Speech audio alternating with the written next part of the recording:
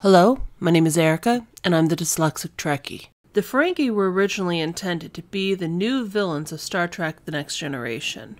They were meant to show a darker side of humanity through the typical allegory of aliens. They weren't just capitalists, the Ferengi were exploitative. The notion of an 80s villain being the personification of greed itself and the very worst parts of capitalism isn't exactly a shock. I don't know if they were intended to represent bad Jewish stereotypes. I want to believe they were intended as a commentary on 80s capitalism and not a representation of how we saw Jews. The other side of their culture is the sheer misogynism. One of the first things we ever hear a Ferengi say is that seeing a female clothed is disgusting. Ferengi men don't allow women to wear clothes. They aren't allowed to make their own profit. They're not permitted to even own property. When I first saw this, I wasn't thinking a bad Jewish allegory. I was thinking a bad Muslim allegory.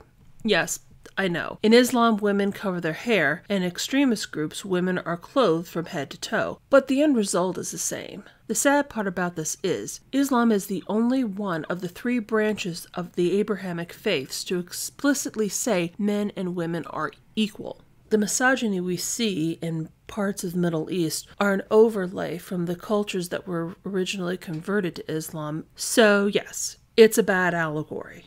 This creates an interesting dynamic. Men pursue profit through any avenue, often leaving Ferengi to run businesses off-world, but women aren't even permitted to leave the home. Creating a family structure when half the population isn't permitted to speak, to leave the home, who are essentially slaves, and the other half is pursuing profit, maybe in their home world, but just as likely on the other side of the galaxy, becomes problematic at best.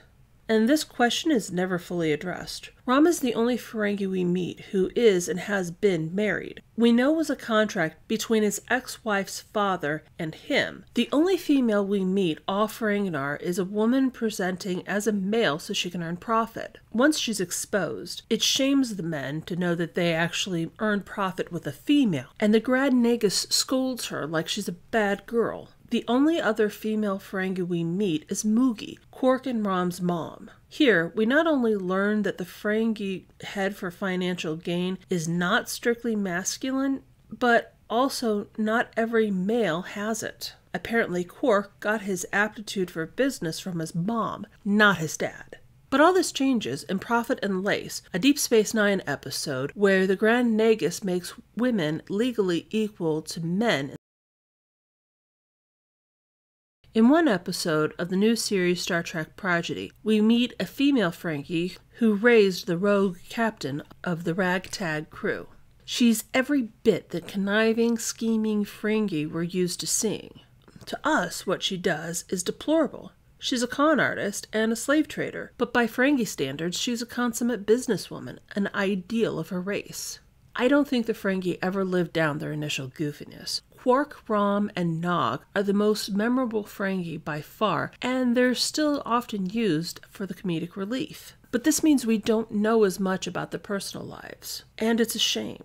I think it's safe to say their currency becomes the primary currency in the Alpha-Beta quadrant. This makes them a critical part of the two quadrants' social structure. Better understanding their social structure would be nice. Thank you for watching. If you liked this video, please like, share, and subscribe. If you have any thoughts, feelings, or ideas on this subject, please share in the comments below. Again, my name is Erica, and I'm the Dyslexic Trekkie.